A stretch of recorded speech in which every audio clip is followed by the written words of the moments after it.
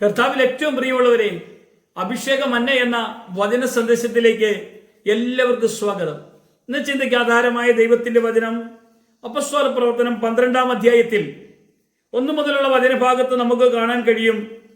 ആ കാലത്ത് ഹെരോദാവ് രാജാവ് സഭയിൽ ചിലരെ പീഡിപ്പിക്കാൻ തുടങ്ങി.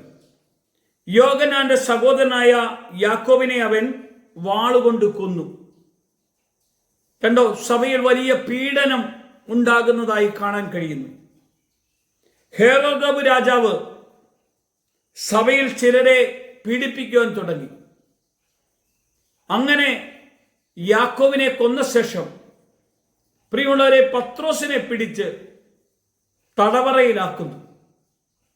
പത്രോസ് രാത്രിയിൽ ചങ്ങലകളാൽ ബന്ധിക്കപ്പെട്ടാണ് തടവറയുടെ അകത്തു കിടക്കാൻ ഇടവരുന്നത്. പത്രോസിനൊരു ഭയവുമില്ല. പത്രോസ് യേശുവിന്റെ കൂടെയാണ് തടവറയ്ക്കകത്ത് കിടക്കുന്നതെന്ന് നമ്മൾ ഓർക്കണം. പത്രോസ് സ്വസ്ഥമായി ആ തടവറയ്ക്കകത്ത് കിടക്കുമ്പോഴാണ് പെട്ടെന്ന് ദൂതൻ കടന്നു വന്ന് ചങ്ങലകളാ ബന്ധിക്കപ്പെട്ട പത്രോസിനെ വന്ന് തട്ടി. പത്രോസ് ഉണർന്നു. പത്രോസ് നോക്കുമ്പോൾ എന്നെ ആരോ തട്ടി ഉണർത്തി, ഒരു സ്വപ്നമാണെന്ന് മാത്രമേ പത്രോസ് കരുതിയുള്ളൂ. കണ്ടോ, ഏത് ചങ്ങലകളോ ബന്ധനത്തോലോ കഴിഞ്ഞെങ്കിലും, കാവൽക്കാർ കാവൽ നിന്നെങ്കിലും, ദൂതൻ മുഖാന്തരം ദൈവം പത്രോസിനെ വിടുവിക്കുന്നത് എന്തു വലിയൊരു അത്ഭുതമാണെന്ന് നോക്കിക്കേ. ഇതുപോലെ ചങ്ങലയ്ക്ക് അല്ലെങ്കിൽ ബന്ധിക്കപ്പെടുന്ന ചില സാഹചര്യങ്ങളുടെ നടുവിൽ, അല്ലെങ്കിൽ രോഗത്തിന്റെ നടുവിൽ, പ്രയാസങ്ങളുടെ നടുവിൽ, സാമ്പത്തിക ഭാരങ്ങളുടെ നടുവിൽ നമ്മൾ മുന്നോട്ട് എങ്ങനെ കടന്നു പോകുമെന്ന് വിചാരിക്കുന്നതിന്റെ നടുവിൽ നമ്മളെ തട്ടി ഉണർത്തി നമ്മുടെ പ്രശ്നങ്ങളെ പരിഹരിച്ചു തന്ന് നമ്മളെ നയിക്കുന്ന ഒരു കർത്താവുണ്ടല്ലോ. ഇതുപോലെ പത്രോസിന്റെ ജീവിതത്തിലും കർത്താവ് ഇതുപോലെ വലിയ അത്ഭുതമാണ് ചെയ്തത്. തടവറയുടെ വാതിലല്ല തുറന്നത്, തടവറയുടെ അകത്ത് നിന്ന് പത്രോസ് എന്ന കർത്താവിന്റെ മകനെ പുറത്തേക്ക് കൊണ്ടുവരുക ദൂതൻ. പത്രോസ് ഒരു സ്വപ്നം പോലെയേ കണ്ടുള്ളൂ. ഒന്നാമത്തെ വാതിൽ തുറന്നു, പത്രോസ് കർത്താവിന്റെ ദൂതന്റെ കൂടെ പുറത്തിറങ്ങി.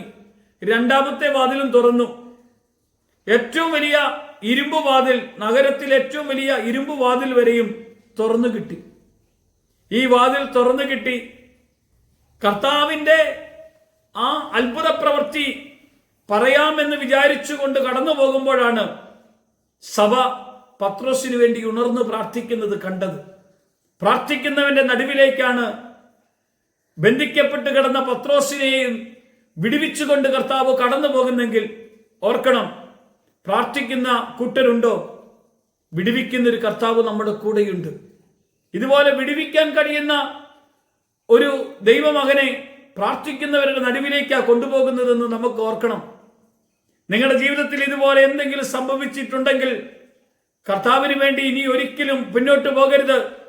ഈ വചന സന്ദേശം നിങ്ങളുടെ ജീവിതത്തിൽ എന്നും ഒരു അനുഗ്രഹമായി മാറട്ടെ. കർത്താവ് നിങ്ങളിൽ മഹത്വം എടുക്കട്ടെ. യേശുവിന്റെ നാമത്തിൽ തന്നെ ആമേൻ.